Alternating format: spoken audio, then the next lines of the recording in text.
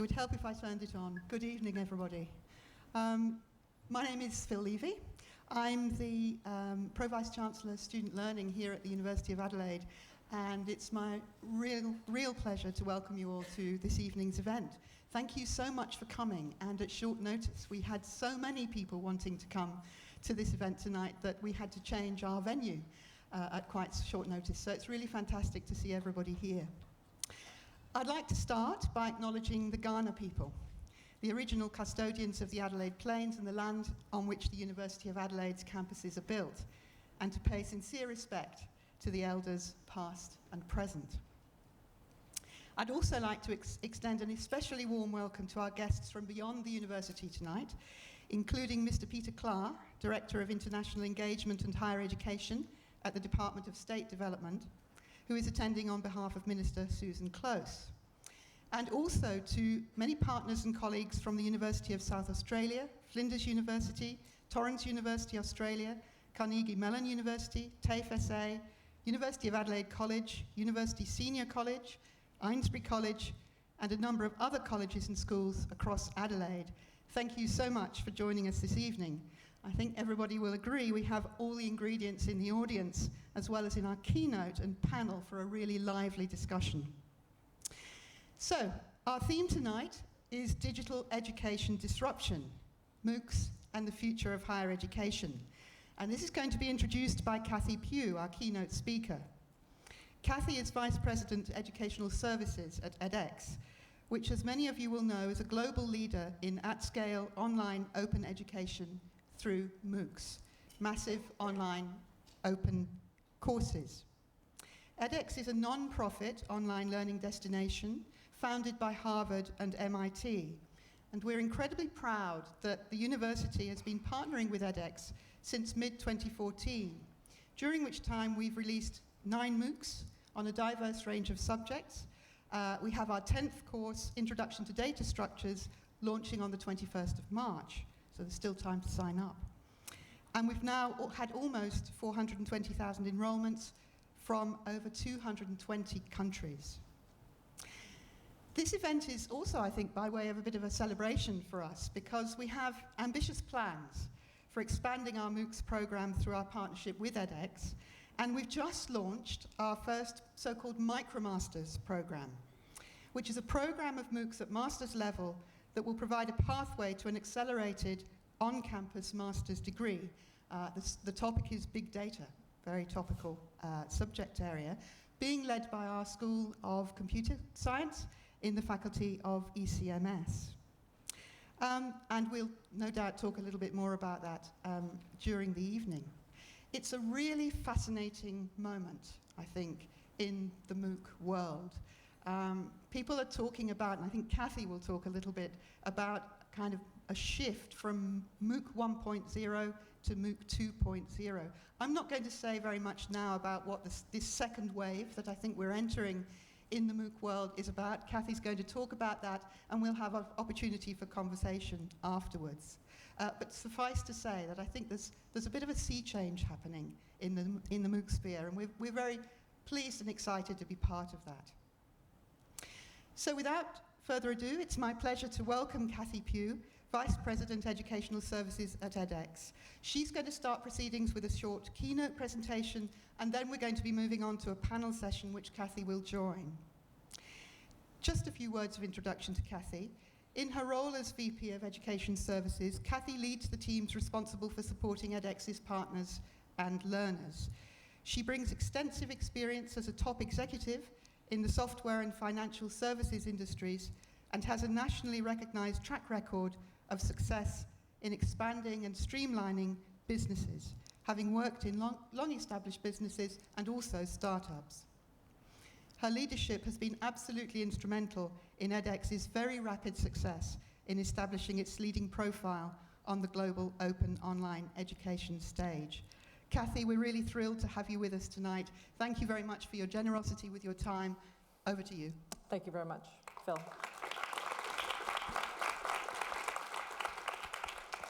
I appreciate those kind words, and I'm very, very happy to be here today. And I'm going to jump right into the presentation, to the keynote, so that we can get to the panel where we can actually have a dialogue with everyone in the audience. So as Phil mentioned, I lead the teams that are responsible for supporting our partners and our learners, and I've had the very great honor to be a part of edX for the past 4 years. So I joined about a year into it. So it's been a very exciting experience. So as Phil mentioned, edX is a nonprofit. It was founded by Harvard and MIT, and it is a very unusual partnership in that Harvard and MIT do not partner necessarily with endeavors like this too often, and it's a testament to how important and strategic they find MOOCs and online learning to their institutions and to higher ed at large that they decided to join forces and found edX. It's my great pleasure to indicate here that this is sort of inside edX stuff, but on the edX homepage, Adelaide is prominently featured in along with MIT, Harvard, and a couple of other the institutions that have a membership called a contributing charter member. They didn't just put this up here because I traveled to Adelaide from Boston. They put this up here because Adelaide and edX have formed even a more strategic partnership along the lines of these other great institutions that are listed here with them. So it's a real pleasure to be here and to celebrate that with you all. edX was founded under 3 principles. We're a mission-based organization that is trying to build a sustaining business so that we can deliver on our mission today, tomorrow, and far, far into the future. The 3 principles are up here, but effectively they are, we are committed to providing quality education and access to it for free for as many people as we can. We are committed to helping you all improve education on campus, and we're committed to the research that is made available through the massive amounts, speaking of big data, that is gathered every day in the clickstream data and the watching of videos and so forth in the MOOCs on the courses on edX. Just a quick couple of facts about the edX reach. We're up to 10 million learners. We celebrated that. We actually achieved it in December, but we had to wait till February to sort out the celebration of it.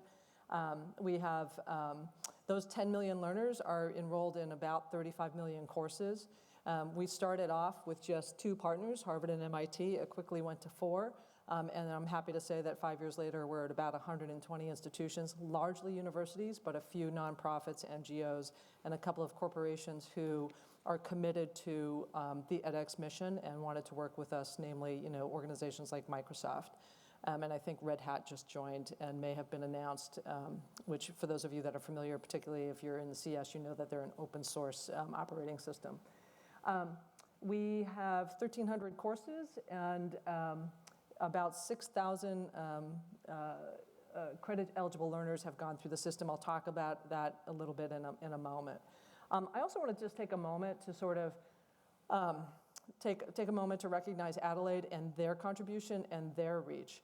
Adelaide, as Phil mentioned, 9 MOOCs have run so far, but there's one that stands out from a standpoint of reach, and it's the Introduction to Project Management that has run twice.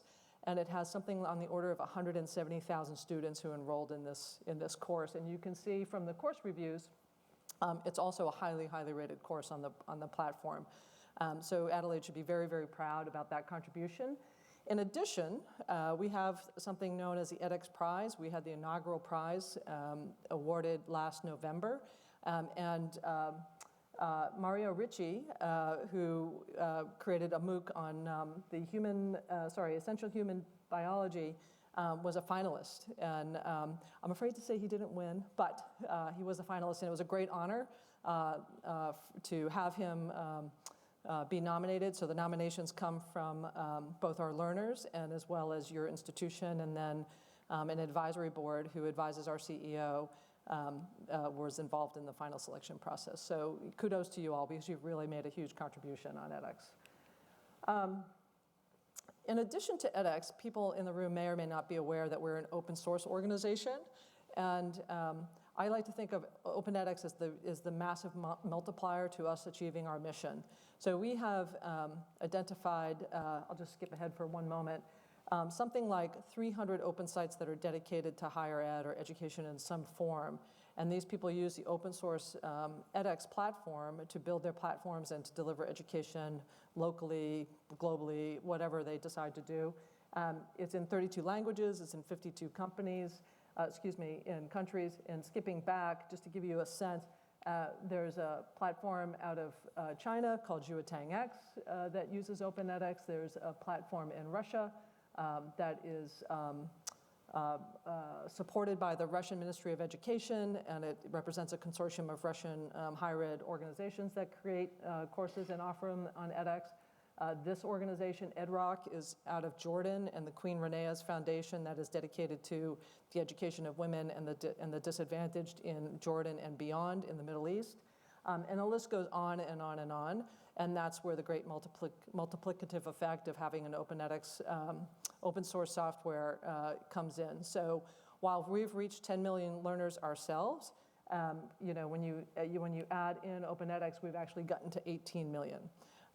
So it's been a very, very important to our strategy to be an open source platform, and it's actually really paid great rewards so far.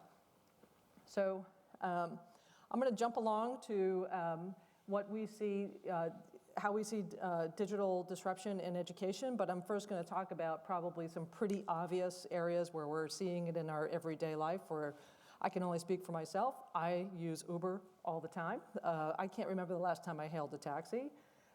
The theater is being sort of disintermediated by Netflix and other streaming movies and other videos.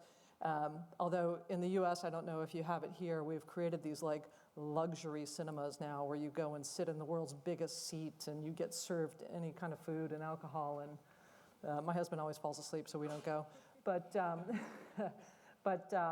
And then, of course, the massive disruption that has happened in the hotel business with Airbnb, I think far surpassing the number of nights people stay in a completely different paradigm than a hotel. So education is not too different. While this doesn't look like this lecture hall, this actually looks, I dare to say, a little bit like where I went to college. This model is being really disruptive by this model. This happens to be our CEO's daughter. She does a lot of online coursework right there sitting on her bed with the earphones on in front of the PC or the Mac. And the disruption that's happening is, I think education is the learners are demanding that education meets them where they are and where they want to take their courses and do their learning, right? And not necessarily in front of a blackboard, sitting in some rigid chair. I don't think people wear sport jackets to school anymore, but that's okay. We're so happy to be a part of this disruption. We're so happy to hopefully be part of the catalyst of this disruption and partnering with Adelaide as well as the other universities that are a part of edX. And we really see the MOOC 2.0, if you will, focused on what we see the disruption is possibly the future of education, excuse me, is in this notion of unbundling. And we kind of look at unbundling in three unique ways. One is unbundling the credential, right? So through the work of edX and through the support of our partners, we have had great success both with creating a program known as the Global Freshman Academy in collaboration with Arizona State University, where there is a series of MOOCs on edX that students can take that basically cover off the freshman year. Students, in keeping with our mission, learners can sign up for these MOOCs for free and get all of the knowledge. They can sign up for a verified certificate and get a certificate that demonstrates their competency that verifies their identity, and then further through virtual proctoring, if they're successful in the course, they can actually transfer their certificate and have it end up on their transcript through Arizona State University, which then effectively allows them to transfer that to anywhere up to about 2,000 universities and colleges within the United States. So that was pretty groundbreaking. That was about 18 months ago. Further to that, or more recently, I should say, we launched a product called MicroMasters in September. Adelaide was part of a recent announcement at the end of last week with a MicroMasters in Big Data. And MicroMasters is a credential that stands on its own, and we are confident that it will benefit learners a great deal to have this credential, but it also enables them, should they apply to the master's, the corresponding master's program at the campuses or at the schools that offer the MicroMasters. If they apply and they're admitted and they've been successful with their MicroMasters, they will receive credit for their MicroMasters. So it's a pretty revolutionary idea for us. My CEO, Anand, who is a faculty member at MIT and formerly led the Computer Science and Artificial Intelligence Lab there, calls it the sonic boom in education. He is overjoyed. He's the most optimistic individual I've ever met in my life, and he's a great startup CEO because of that. And even he is blown away by the speed at which we have landed at a couple of models where MOOCs are receiving credit at universities. He also cautions us, and we actually hear this from our university partners all the time too, that now that we are in the space where MOOCs are earning credit, the integrity and the quality of MOOCs is that much more, there's that much more at stake. So I'll talk a little bit more about that in a second. But we have gone through the sonic boom. It is very, very exciting times. The mere fact, the breadth and depth of the MicroMasters that have come to the edX platform is demonstrating that for sure.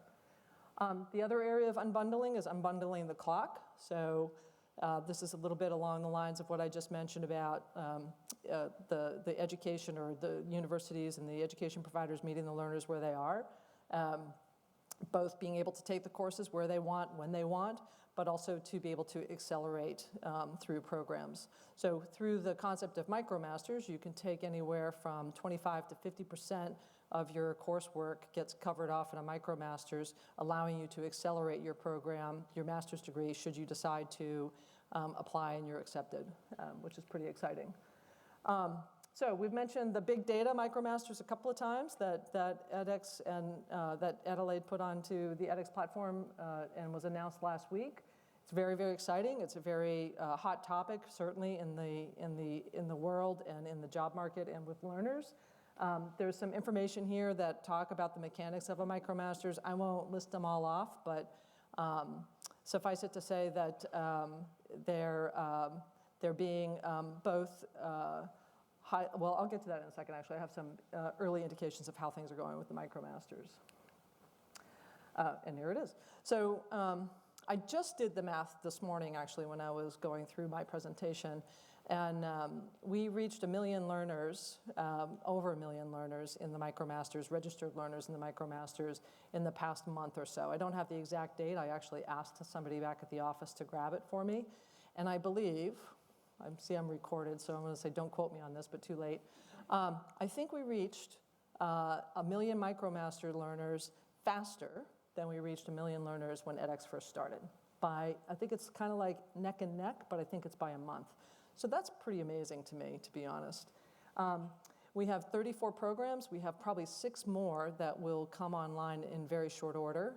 And they are offered by 22 institutions from around the world. And it's in 3 different languages, Spanish, French, and English so far. So pretty exciting stuff. So it's early days. I have to keep saying that. It is really early days, but the early indications are looking very good. And the third area of unbundling is around the content and the courses themselves. And so way back when, 1 million years ago in 2013, when I first joined edX, feels like 1 million years ago, everybody kept saying the MOOC is the modern day textbook. And, you know, I don't know if I really believe that or not, but to the extent that people use various and sundry faculty and instructors use different textbooks in their classes, there are many, many examples of teachers, both in higher ed as well as in secondary education, using MOOCs in their classroom as a way to either supplement or more or less a way to supplement the teaching that's going on in the classroom. This is just one case study. There's hundreds of them out there that occurred at the San Jose State in California, where the retake rates for a computer science course that was being offered at San Jose State that actually came from UC Berkeley. So imagine that, you're at San Jose State and you're getting a UC Berkeley quality course being taught by a San Jose State faculty member and getting all of the student services from San Jose State. And the dropout rates, the retake rates went down significantly from 41% to 9%, and then the subsequent semesters had similar results. So it was really exciting, and like I said, there's just hundreds of stories like this that are out there. So I mentioned earlier that with credit comes a lot of responsibility in both integrity and quality. We really rely on our universities to create great quality content, and we try to match their commitment by creating a platform that provides a high quality learning experience and teaching experience for the students. So these are just some examples of the advancements that we've made on the platform to support high quality educational experience and teaching experience. And then further to that, in terms of integrity, we've done a lot with the platform to ensure that assessments are properly managed, that there's randomized problem banks, and that there's a way to do proctoring. So there's a way to first identify the student as being who they say they are when they're taking their assessments, as well as doing proctoring during the actual taking of the assessments. So far, we're very, very pleased with the virtual proctoring. There's one MicroMasters program that was a pilot back in September of year before last, excuse me, that is a little bit further along than all of the other programs, and so they're in the middle of doing these assessments, and so far it's looking pretty good. And I would say that the cheating that has been detected is no more or no less. It's sort of in the same ballpark as what studies show that happen on campus. But we take it very, very seriously.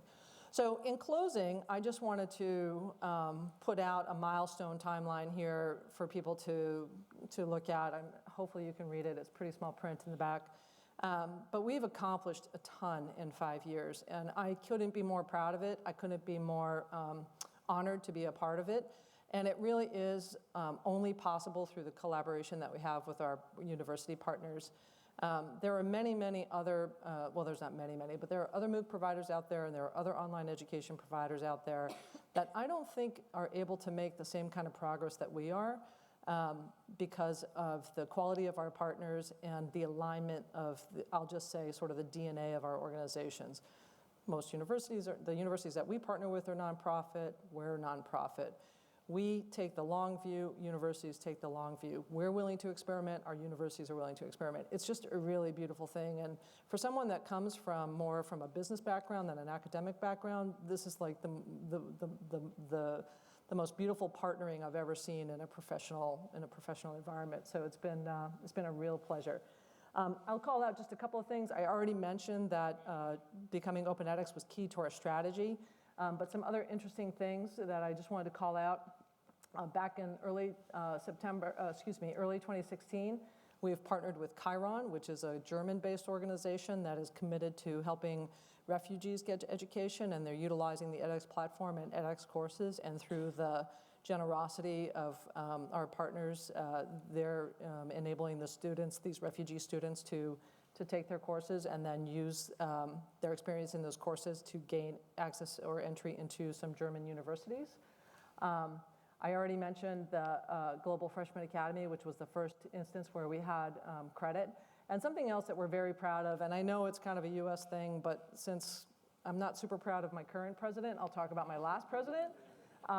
We were a part of an announcement that President Obama made. My boss actually had an audience with President Obama. It was quite a thing, where we announced an experiment that we ran with specifically courses directed at US high school students taking AP exams. And it was a very, very proud moment. And like I said, I'm focusing on my last president.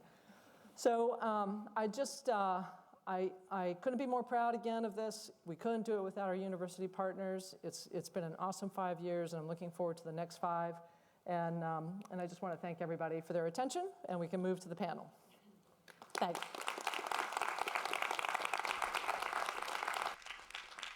Thank you very much indeed, Kathy. That was a great introduction.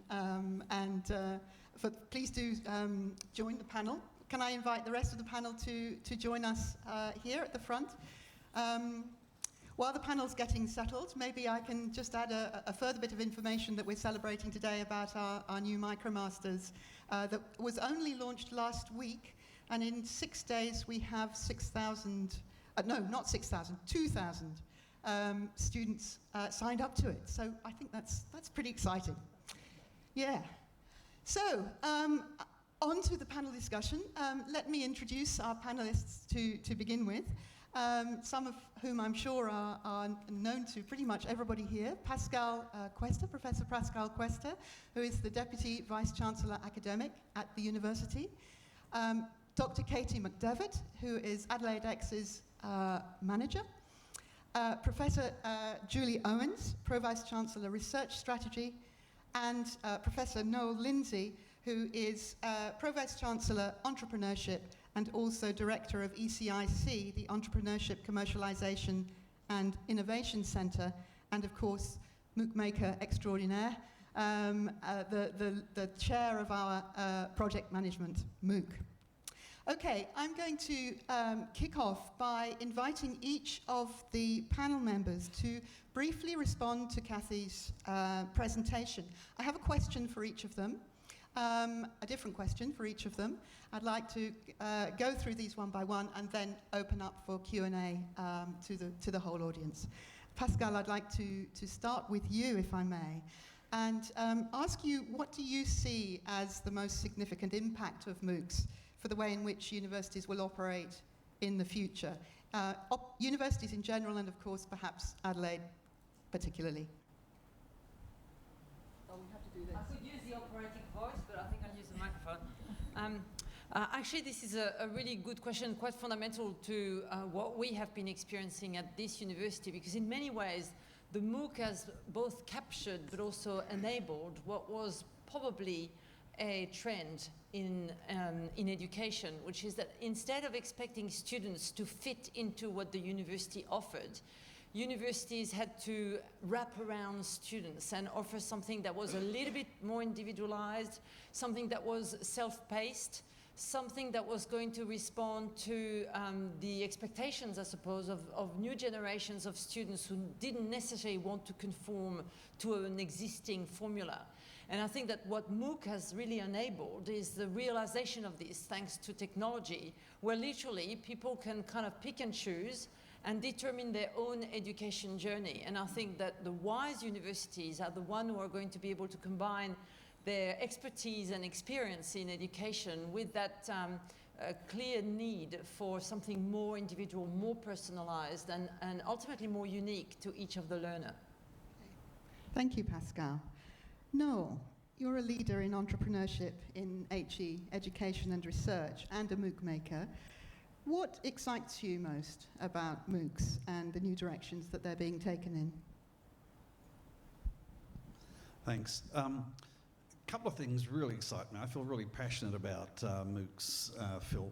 The ability to be able to reach out beyond our traditional borders into different market segments, I think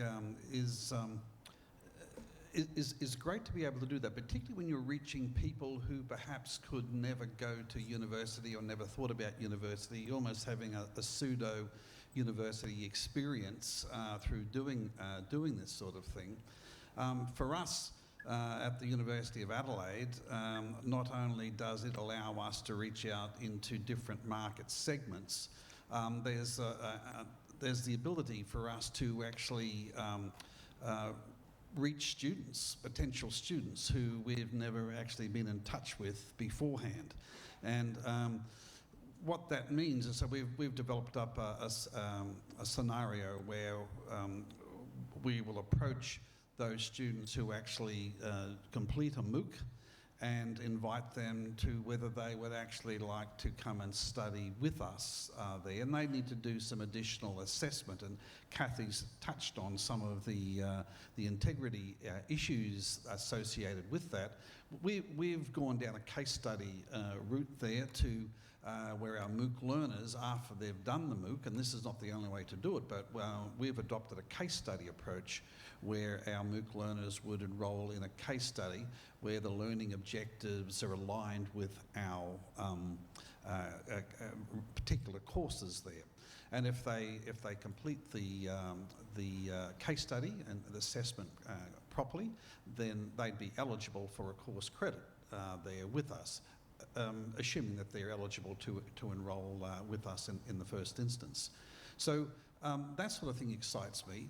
And particularly, so what we've done is we've gone into, back in 2010, the school that I'm involved with, we went online.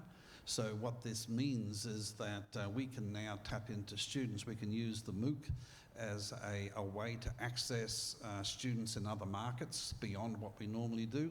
And we'd love to attract them here to Adelaide, but if they're not in a position to actually come to Adelaide, we can reach out to them online and help them to do studies with us. From a purely social point of view, I have a strong interest in social innovation and social enterprise. I think it's great, as I'm going back to where I started, to be able to reach people who never, perhaps beyond their wildest imagination, dreams to be able to go to university, and we can actually provide a pathway for that. Myself personally, I dropped out of school at year 11 initially. I went back to school, but I remember when I dropped out of school and I saw someone with a year 12 education, not a university degree, year 12 education.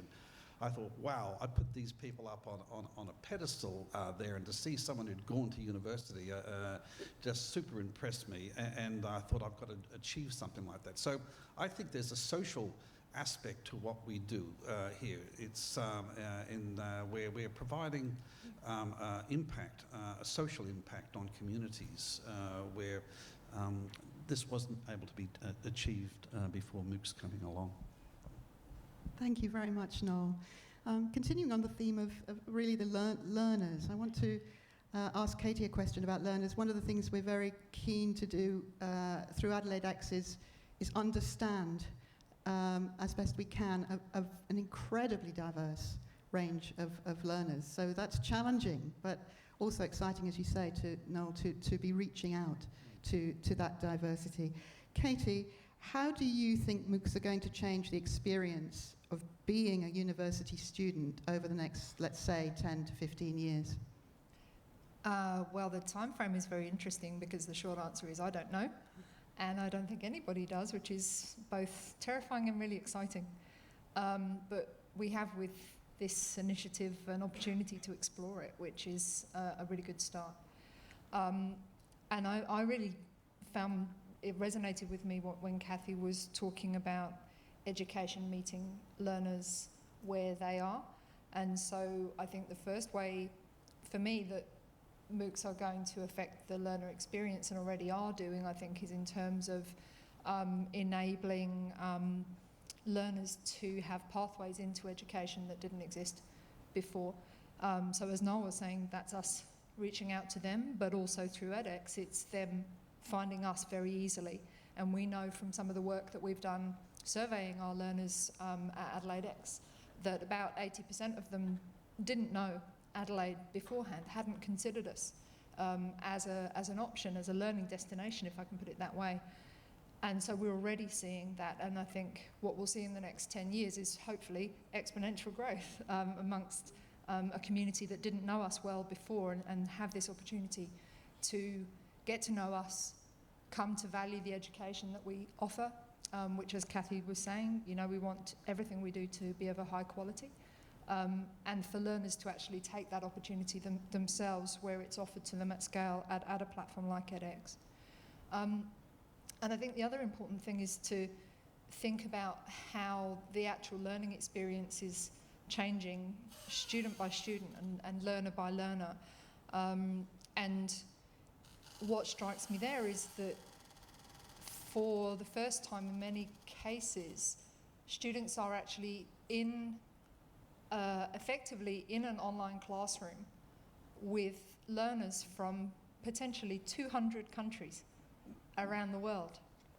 So if they choose to engage with even a segment of that international community, how much have they enriched their learning experience? That's something that I think we've just started to see, the affordances of the platform with the social learning elements to it, with team-based learning now a possibility. I think we're just starting on something really exciting there, and certainly for us, being so situated here in Adelaide and knowing our community here, real opportunities to globalise the learning experience. And the last point I just wanted to make was that I think part of the impact that we'll see is actually not MOOCs impacting the learners, but actually the learners impacting our MOOCs. And something that I'm very keen on is the idea that we take this opportunity for us as a university to make decisions about what support is needed for learning based on what learners are actually telling us. And I have my colleague is sitting right there in the audience who's helping us really build a program of insights and analysis around the massive data set that we have through edX, so that we can actually start to really make decisions based on what learners are telling us they need, and design the future courses and programs that we know from the evidence are needed. So I think in 10 to 15 years' time, I feel absolutely confident we'll be sitting here having a completely different conversation, probably about a completely different set of technologies. Sorry, Kathy. Probably, of course, offered by edX. But the immediate impacts that we're seeing are also really rich and just the tip of the iceberg, I think.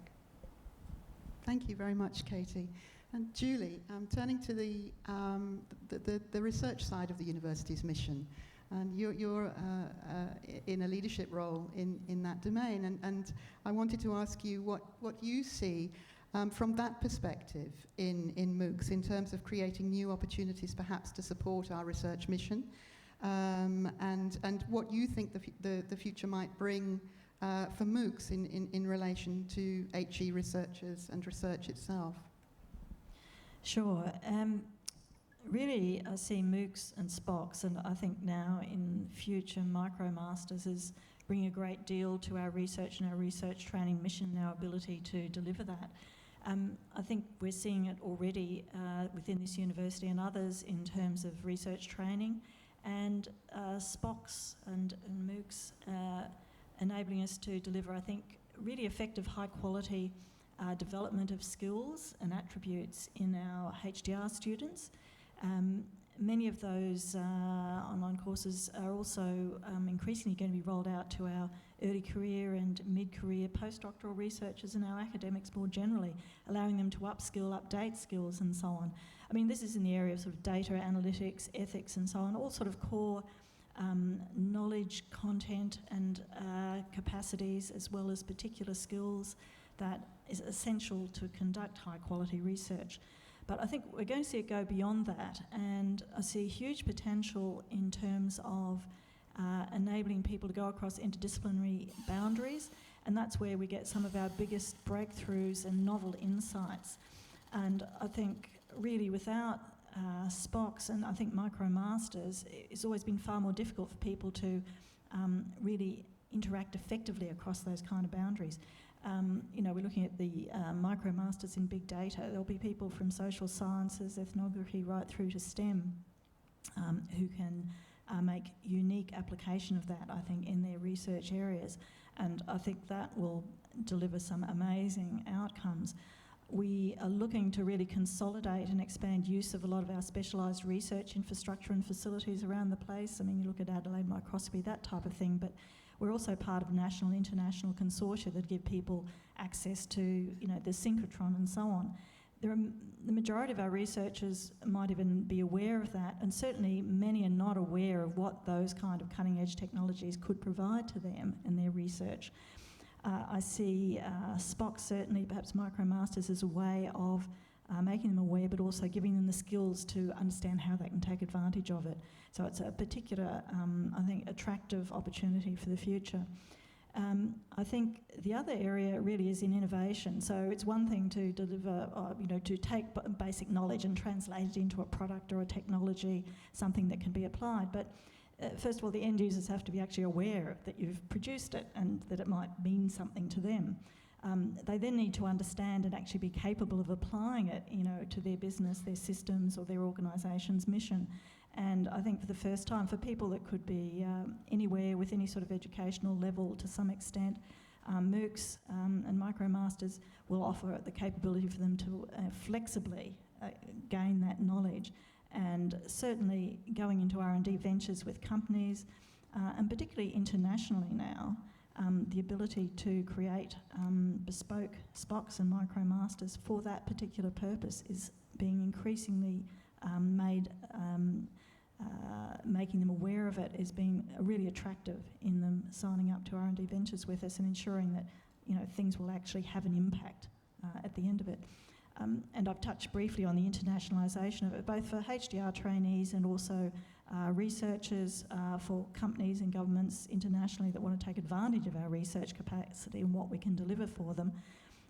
The ability to actually upskill their people so that they can take part in that R&D venture, so they can make use of the end product via MOOCs or SPOCs, more like it, and MicroMasters is going to be a crucial aspect of our competitiveness. So I see fantastic opportunities, some already well underway for research training, I think, but we'll go far beyond that. Thank you very much, Julian. Thank you all, colleagues on the panel, for your reflections and really kind of getting reflections going and setting the scene for the conversation. I'm now going to open up to the audience. I'm sure people have questions that they would like to ask, so please do feel free to put your hand up. Microphones will come around, and feel free to ask your questions of particular panel members.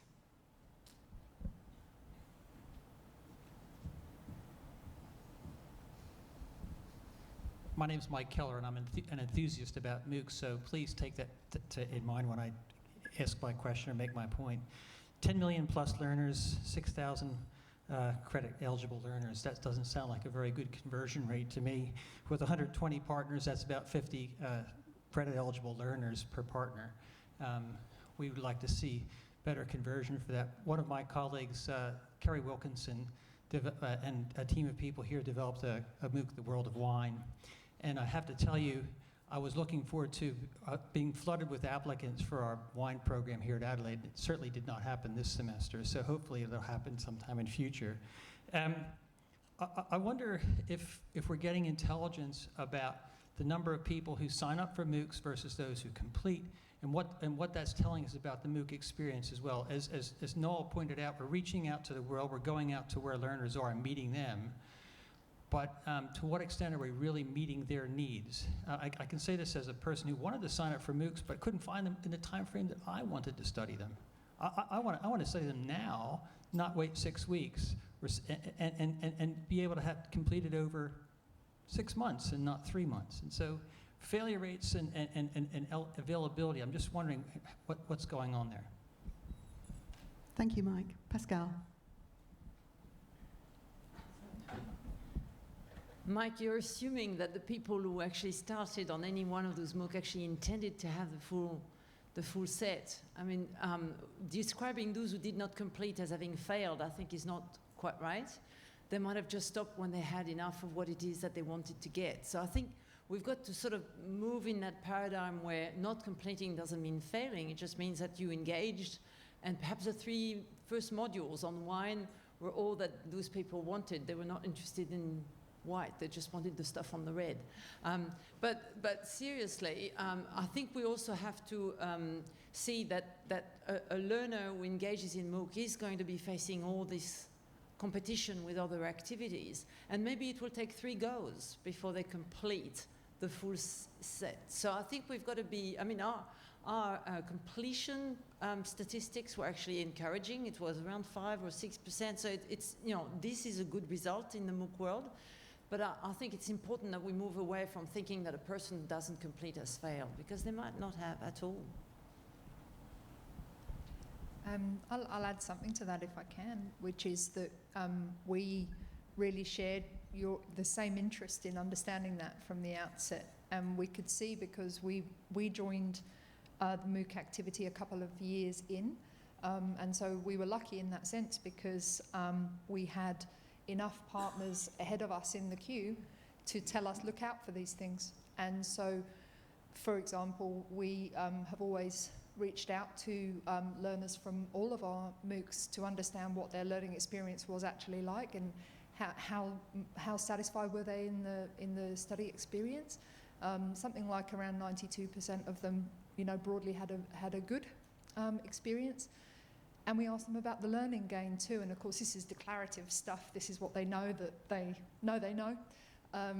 But again, fairly solid feedback from the learners who tell us about their experience afterwards. So I think there's more to be done there. I agree with you, Pascal, though. I think the headline attrition rate doesn't speak to the learner experience, and it doesn't speak to the reasons for people to come and pick and choose. What we've got, with our 420,000 people, 420,000 enrolments from about 360,000, I think, people, is the ability to actually ask them. So we don't need to assume if we've got a question about, how did that work for you? We simply ask.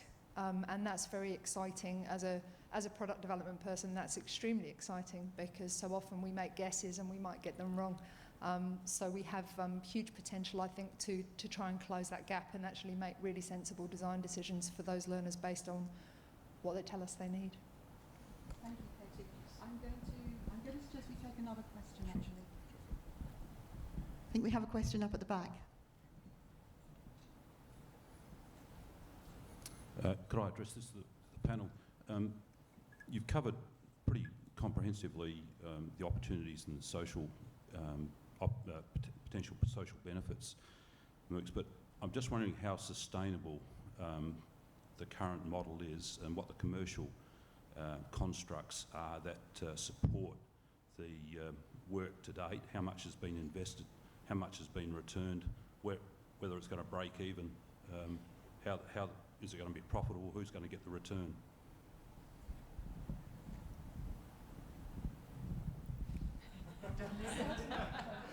So the first thing to say is that this is actually a long-term investment, but it's also about preparedness for the future, I guess. What we perhaps haven't stressed enough is the benefit for our on-campus student population out of our engagement into the MOOCs. We have tended to assume that this was all outward-facing, and this was all about providing free education to people in India and elsewhere, which I think is commendable in its own right.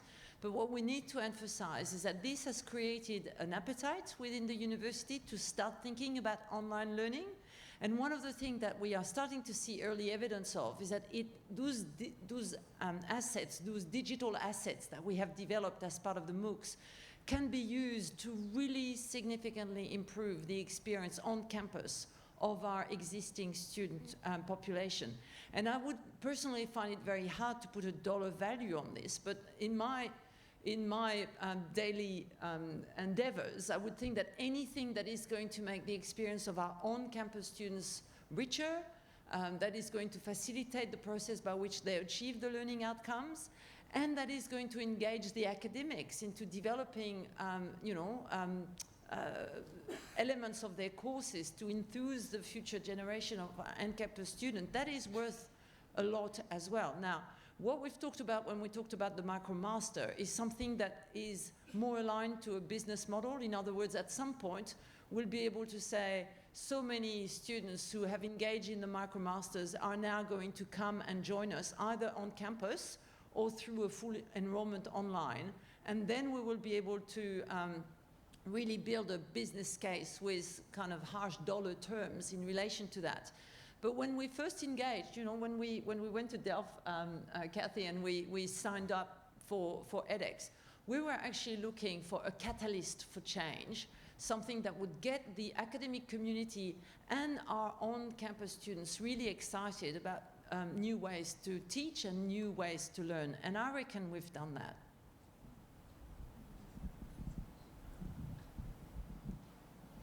Could I just add, in terms of getting a return, first of all, you've got to appreciate that with us, we've reached market segments we never ever reached beforehand.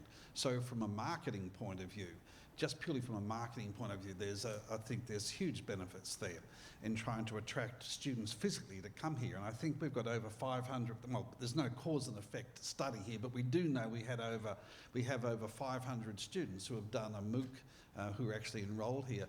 But from a financial point of view more directly, a couple of things. Mike asked about how many people actually convert to become students. So Arizona State University, I was at a conference last year, AACSB, a business accreditation conference, and the dean of the business school was asked the question, how many learners, MOOC learners, convert? And he said on average 5%. That seemed a high number. Then end of last year, Kathy mentioned here that we've developed a MOOC in project management, and at the moment we have around about 165,000, 170,000 learners. At the time when we went out to those current learners at the time, we'd only run it once, and we had about 70,000 learners there. We thought we'd do a bit of sample marketing and ask them to, who would be interested in coming and doing some further studies with us and enrolling in a course and getting a course credit. We had 710, so 10% of those MOOC learners. We're about to go out in the next 2 weeks back to the 170,000 students now. We've developed up a case study, and we're now about to implement our strategy of converting MOOC learners to University of Adelaide students. So perhaps ask me the same question in a month's time and I'll be able to give you an exact answer there, but there's no doubt. I mean, I'd be happy with one additional student there, because that's particularly from a destination we never had, because that's a student we would never have reached beforehand. But I'm expecting a lot more than that. How many, I'm not too sure. Thank you, Noel. More questions? There's one here, one there too. Hi, my name is Amir Salim. I would like to ask a question to Kathy and Noel, that there is an integration or trend to integrate the virtual reality with the MOOCs, how we can integrate what we are seeing in future. So I'll just repeat the question to make sure I heard it. The integration of virtual reality into MOOCs. So that's already happening. There is another organization that is part of the Open edX community. The name of the company does not come to mind, but it's a startup company. They have a really cool TED Talk, which I'll happily share with Phil, and she can share it around if she'd like. Through the integration points that we've made available on the edX platform, and I think they're actually working on Open edX, they've created a virtual lab, a science lab within a MOOC or within a course for sure. So I see whether it's virtual reality or augmented reality through advancements in technology, as well as advancements in how our platform integrates, I'll just call it social learning. There's a huge opportunity to advance what's happening on the edX platform, whether you're in a MOOC or MicroMasters or whatever holds in store for the future. Thanks, Kathy. I've got my eye on time, and it is around about 6:25, but I think we've got time for one more question. Thanks. I'd just like to add to the previous question and Pascal's answer. My name is Femke Buisman-Pelman, and I've been lucky to work on 2 MOOCs here, the Human Biology MOOC and the Addiction MOOC. And I've been teaching completely online courses for over a decade. And working on the MOOC has completely changed the way I teach in general. And the same goes for my whole team, that all have a lot of different teaching experiences already, but we've all started thinking about meeting the student where they are much more than, well, you wanted to do this course, I'm going to challenge you.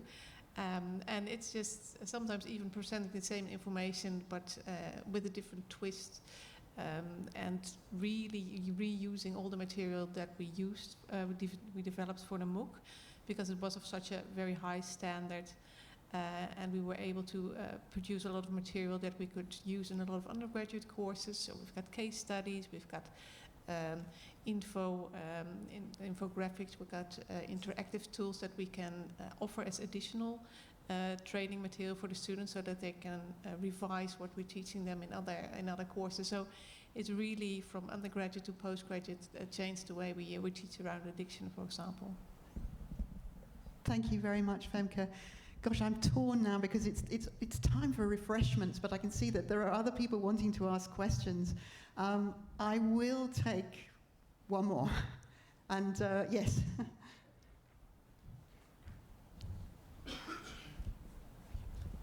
With the growth of open source content, particularly my interest with OpenStax from Rice University, would you see an opportunity via your Edge platform to be able to remix that content to make more customized learning depending on the institution? Or how do you see how open source content will affect the development of edX as a MOOC? Sure. So we actually encourage all of our course teams to use open source content for sort of the obvious reason. It's in perfect alignment with who we are and what our DNA is. As it relates to the utilization of the Edge platform is meant to be a place both for campuses to utilize, whether they're using a MOOC or they're creating a SPOC for purpose for an on-campus course. It's really meant to be an on-campus use. I wasn't sure if your usage was broader than on campus. Yeah. So again, we really encourage the use of open education resources, whether it's OpenStax or what have you. As a matter of fact, Pascal mentioned, I didn't realize that you went to Delft and that's where you did the deal, but that's cool. Delft is very committed. I actually think that, I don't know if this is actually true, but I would have to say that their intention is every single MOOC that they create, even the ones that are for professional education purposes, are based on open education resources. So they, and actually another school in India, IIMB, I believe, is also highly committed. So they're sort of the gold standard. There's times when, whether it's the content or the faculty creating the course, just isn't able to find open education resources, and we do support them in what they're trying to achieve, but that's the gold standard for us. Thank you very much indeed, Kathy. Thank you to everybody for your great questions and interesting comments. Thank you very much to all members of the panel, and in particular to Kathy for coming and sharing with us the journey that edX has been on, that we're on together with edX, and looking a little bit into the future. But as Katie says, who knows what's coming next? But things are for sure moving fast. Thank you very much, everybody. Please join me in thanking the panel.